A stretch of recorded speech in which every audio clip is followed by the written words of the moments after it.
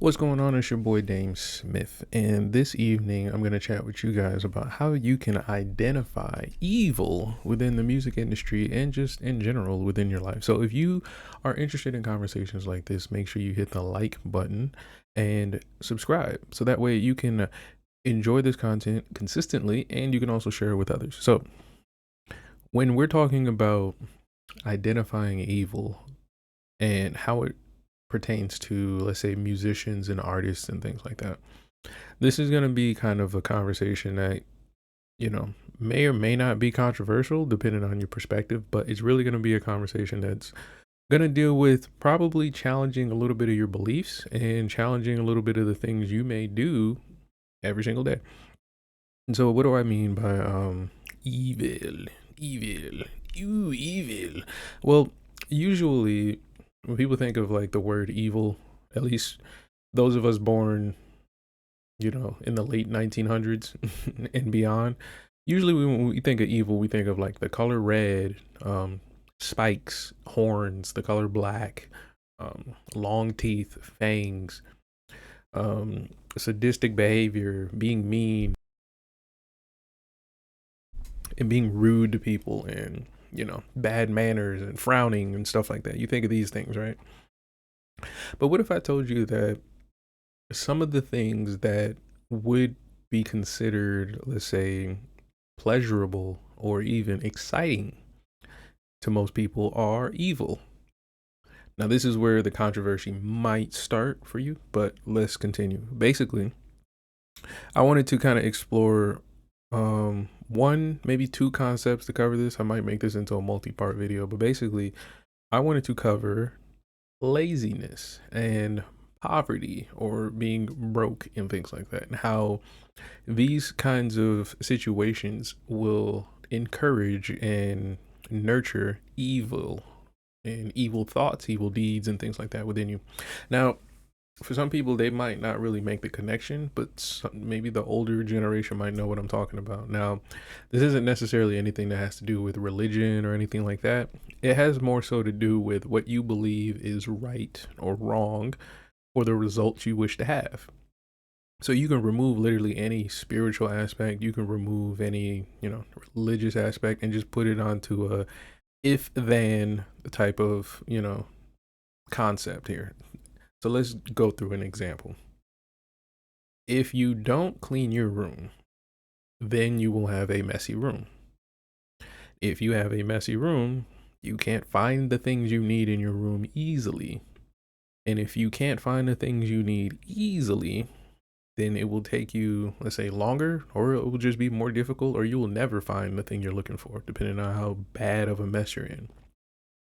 So that logic alone should give you enough warning to clean your room or clean up after yourself or just be clean in general, right? But what happens usually for most people is that they will run into the comfort of not having to do something or put in effort and exert energy.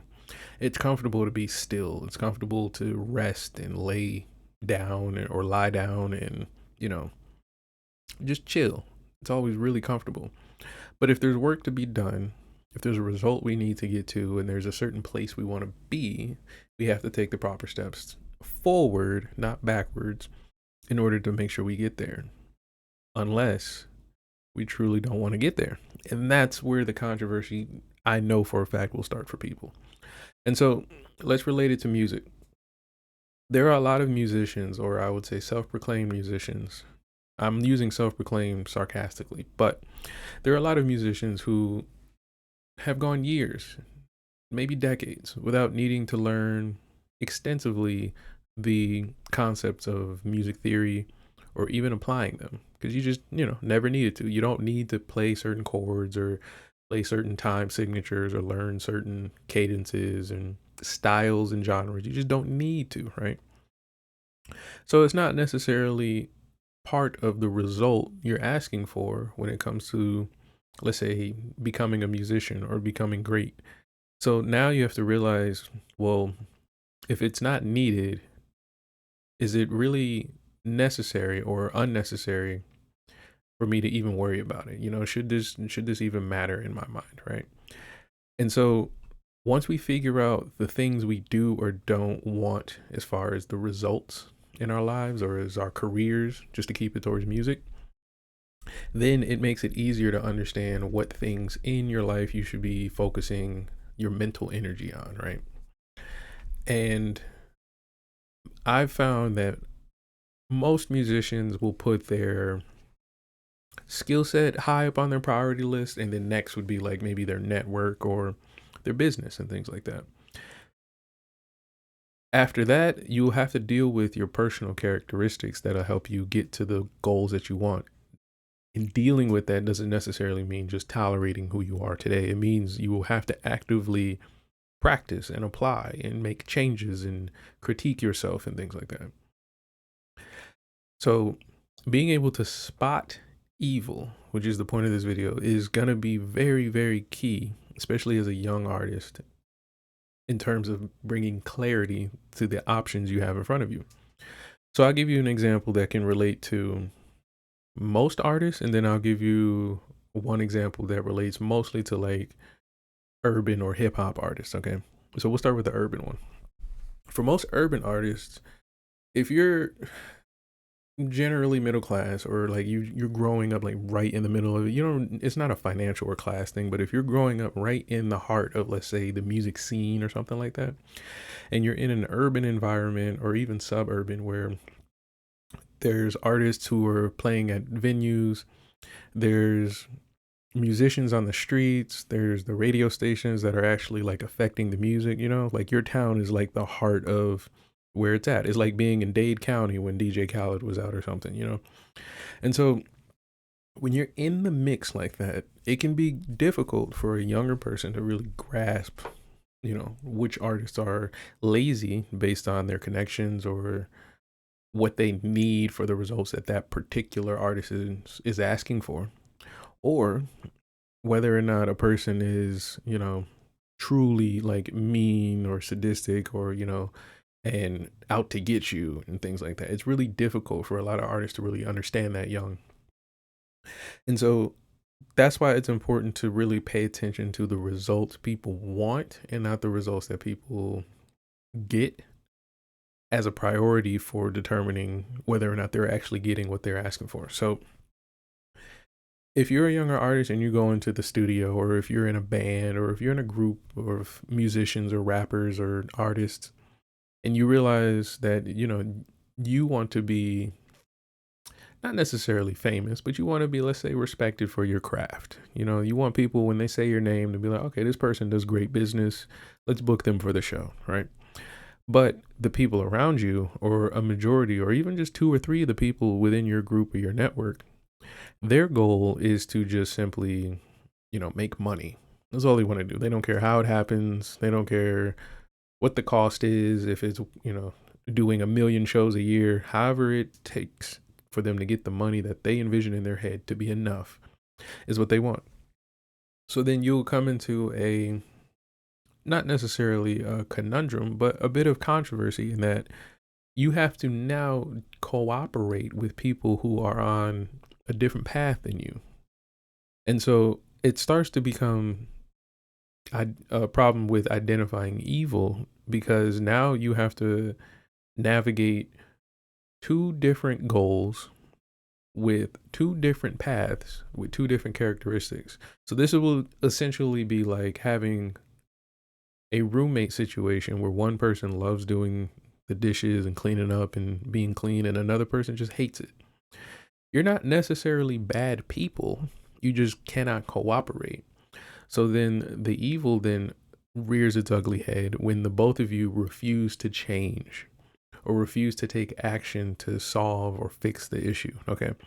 And what this can look like for the music industry, to bring it back to our example, is that you could be in a group or a band or in a studio, and because this opportunity presented in front of you may bring a lot of money, it may not be something that you respect.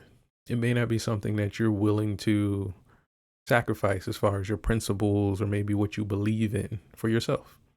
And so you'll now have to come to a solution and deal with the fact that either your teammates or your manager or your executive or whoever you're working with sees the exact same problem differently than you.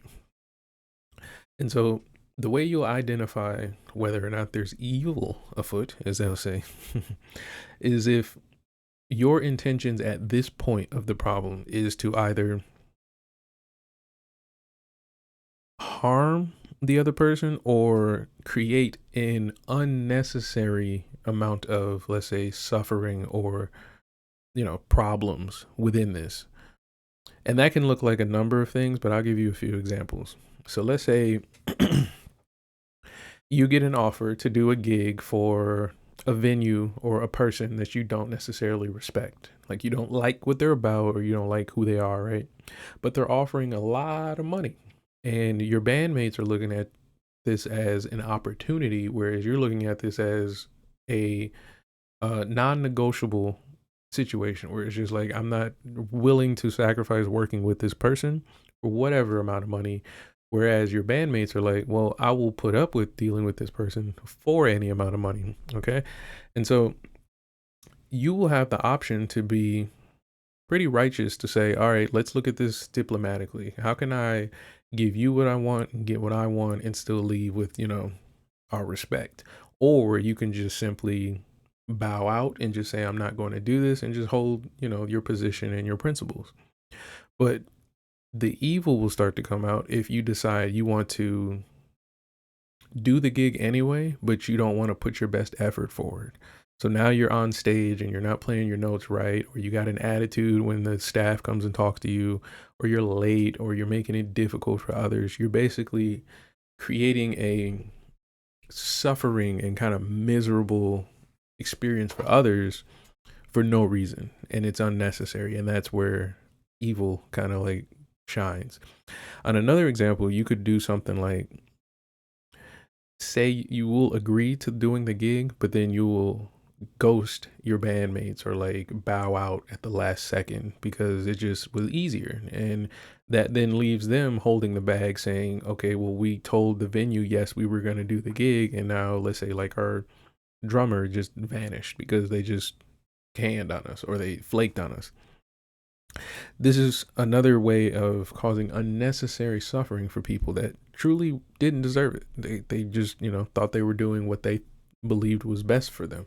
And so now that I've kind of explained how that works to where it's not necessarily you trying to be mean, it's not you trying to harm people, it's just something that kind of like overtakes the situation and kind of involves maybe your feelings or maybe your spirituality and kind of nudges you to do certain things that aren't the best for the people around you.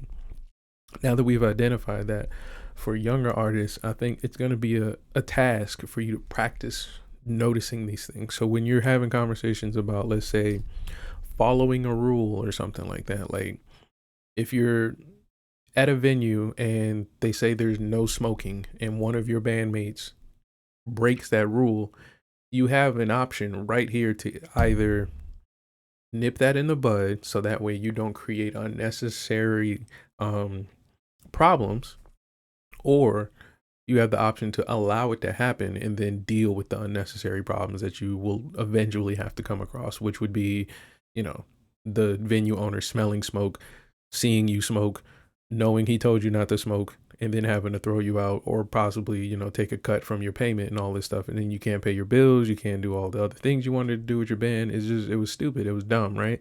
And it had nothing to do with you being mean or trying to hurt anybody. You were just ignorant, lazy, and just, trying to just be difficult for no reason. And this is one of the easiest ways to identify evil as an artist. So if you enjoyed this conversation, make sure you hit the like button and subscribe. I will try to explore this concept a little more in more videos, especially on deeper topics that are a little more heavy, but we'll keep it lighthearted today and something quick. But I will see y'all tomorrow night, and I'm out. Peace.